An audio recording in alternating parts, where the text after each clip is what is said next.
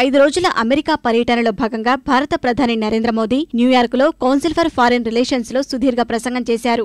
ప్రభుత్వ విధానాలను వెల్లడించడంతో పాటు భవిష్యత్తులో దేశాభివృద్ధికి చేపట్టబోయే కార్యక్రమాలను భారత ప్రధాని వివరించారు. 30 ఏళ్ల తర్వాత దేశంలో పూర్తి ఆధిక్యంతో ప్రభుత్వం ఏర్పడిందన్న మోదీ సుపరిపాలన, అభివృద్ధి అజెండాతోనే ఎన్నికల్లో విజయం సాధించామని తెలిపారు.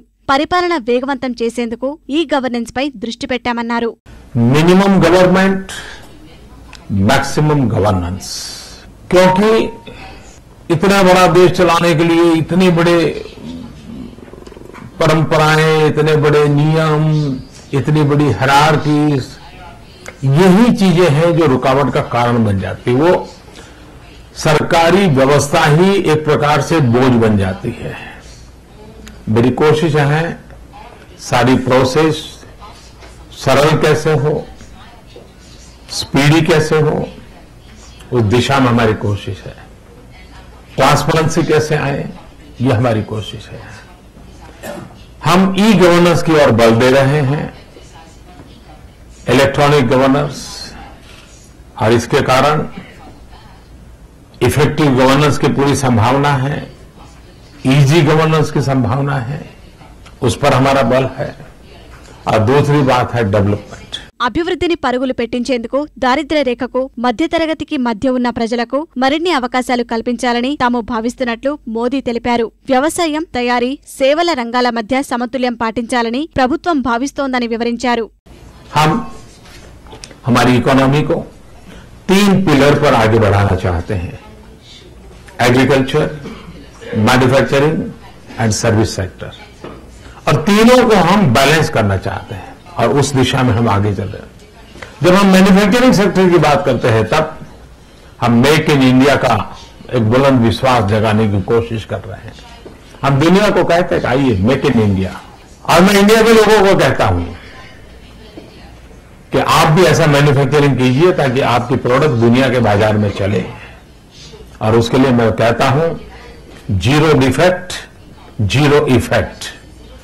हमारी प्रोडक्ट ऐसी हो जो जीरो डिफेक्ट हो, हमारी प्रोडक्ट की प्रोसेस ऐसी हो कि जो एनवायरनमेंट पर जीरो इफेक्ट करती हो। और इसलिए जीरो डिफेक्ट, जीरो इफेक्ट के साथ हम मैन्युफैक्चरिंग प्रोसेस एंड प्रोडक्ट, उन पर हम अपना बल दें तो हम दुनिया के अंदर अपनी जगह बनाने के लिए सफल हो जाएंगे। దేశంలో ఓటు బ్యాంకు రాజకీయాలకు కాలం చెల్లిందని భారత ప్రధాని అభిప్రాయపడ్డారు.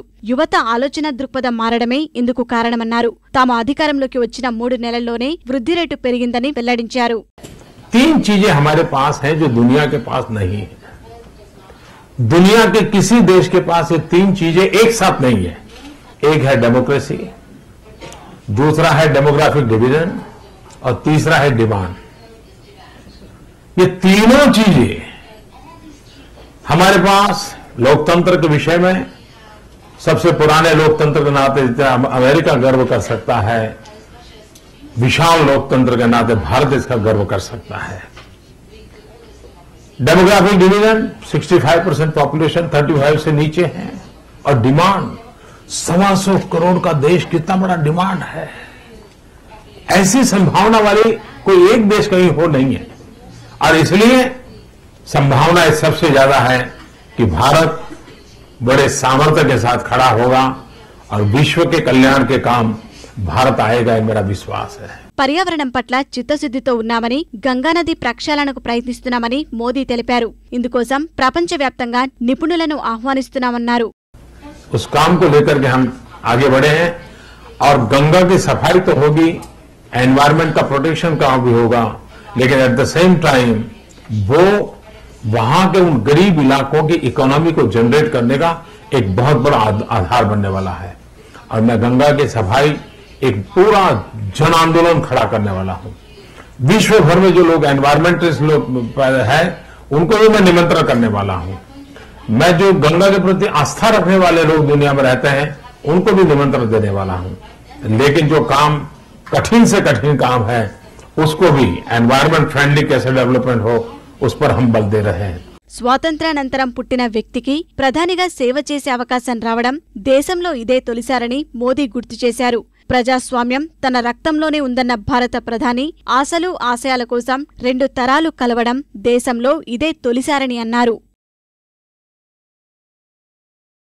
పెట్టుబడులకు భారత్ కంటే అనుకూలమైన దేశం మరొకటి లేదని ప్రధాని మోడీ విదేశీ సంబంధాల మండలి సభలో స్పష్టం చేశారు. అతి తక్కువ ఖర్చుకే అత్యధిక సంఖ్యలో లభించే మానవ వనరులు దేశంలో ఉన్నాయన్న ఆయన ఈ అవకాశాన్ని సద్వినియోగం చేసుకోవాలని అమెరికాలోని పారిశ్రామికవేత్తలకు మరోసారి సూచించారు.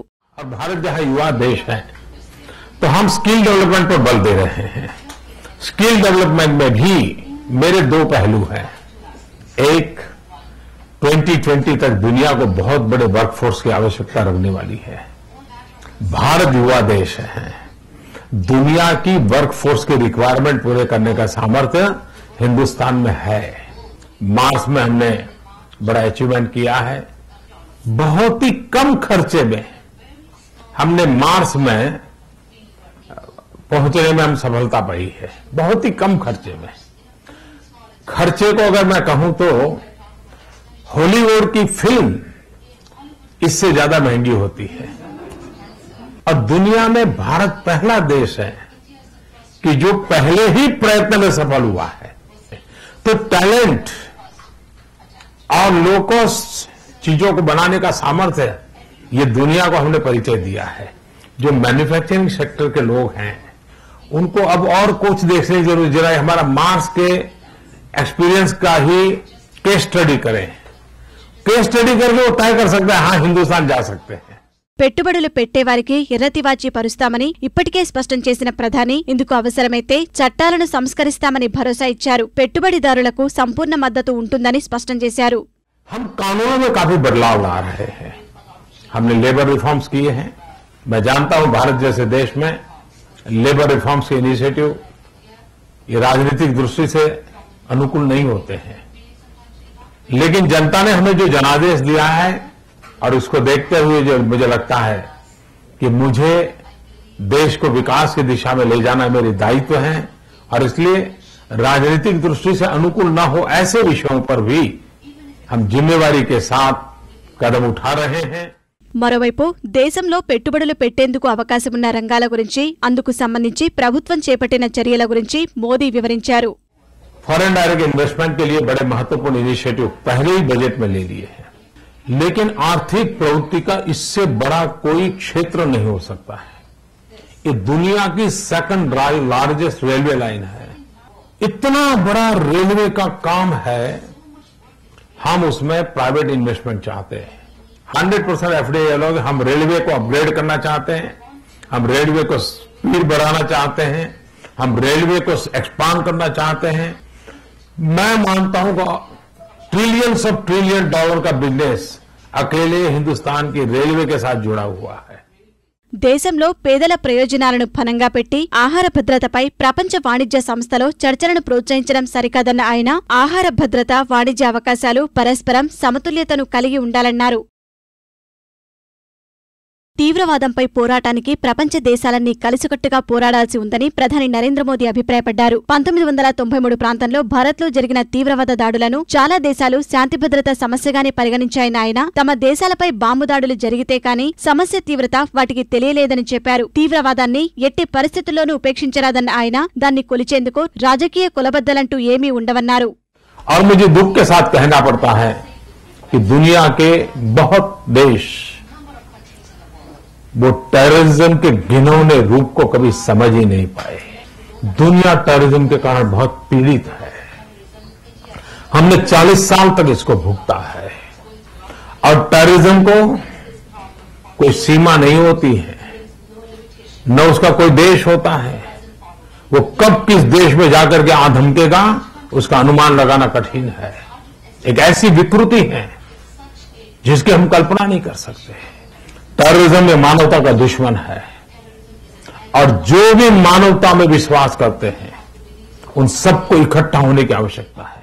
భారతీయులు సహజంగానే శాంతి కాముకలన్న ఆయన బుద్ధుడు, గాంధీజీ వంటి మహాత్ములు ప్రవచించిన అహింసా సిద్ధాంతాన్ని కులమతాలకు అతీతంగా భారతీయులు నమ్ముతారని ఒక ప్రశ్నకు సమాధానంగా ప్రధాని స్పష్టం చేశారు. जहां तक भारत का सवाल है, भारत में किसी भी संप्रदाय व्यक्ति क्यों न हो, लेकिन एक मूल फिलॉसफी से वो ड्राइव करता है. आपने देखा होगा कि इतनी टेररिस्ट एक्टिविटी हमारे देश में चली है. टेररिज्म के कारण हम परेशान हैं, लेकिन सारे टेररिस्ट एक्टिविटी हमारे यहां एक्सपोर्टेड है. किसी ने हमारे यहाँ एक्सपोर्ट किया है, होम ग्रोन नहीं है। చైనాతో సంబంధాలు మెరుగుపరుచుకునేందుకు మూడో దేశం మధ్యవర్తిత్వం తమకు అక్కర్లేదని ప్రధాని స్పష్టం చేశారు. अभी भी वे चीन के साथ व्यक्तिगत भी मेरे संबंध अच्छे रहे हैं। चीन के राष्ट्रपति अभी भी आए थे और बॉर्डर डिस्प्यूट को हम मानते हैं कि वो बॉर्डर डिस्प्यूट है और कई बातों में हमने चर्चा की है। वो चर्चा को हम और आगे बढ़ाएंगे, लेकिन हम दोनों इस बात से सहमत हैं कि हम मिलकर के बहुत ही जल्द इस समाधान को करेंगे, इसलिए हमें कोई आर्बिट्रेशन की जरूरत नहीं पड़ेगी।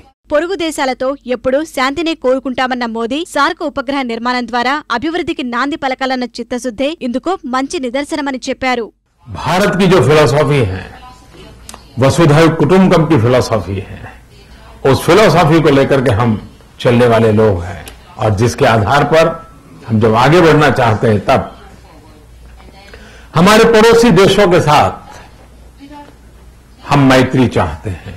हम सब मिलकर के एक दूसरे के सुख बांटे। अभी हमारे यहां जम्मू कश्मीर में बाढ़ आई, काफी लोगों का नुकसान हो गया, लेकिन उस बाढ़ का प्रकोप पाकिस्तान में भी था, पाक ऑक्युपाइड कश्मीर में भी था। तो मैंने पब्लिकली कहा था पाकिस्तान को कि हम कश्मीर में काफी मदद कर रहे हैं, उधर की तरफ भी सीमा पार भी लोग परेशान हैं, हम मानवता के आधार पर उनकी मदद करना चाहते हैं। ఇరాక్లో జరిగిన తప్పు ఆఫ్ఘాన్లో పునరావృతం కారాదన్న మోడీ అక్కడి నుంచి సేనలను ఉపసంహరించే విషయంలో తొందరపడరాదని అమెరికాకు సూచించారు. ఆఫ్ఘాన్ బలగాలు సొంతంగా శాంతి భద్రతలు నిర్వహించుకునే శక్తి సముపార్జించే వరకు సాయం అందించాలన్నారు.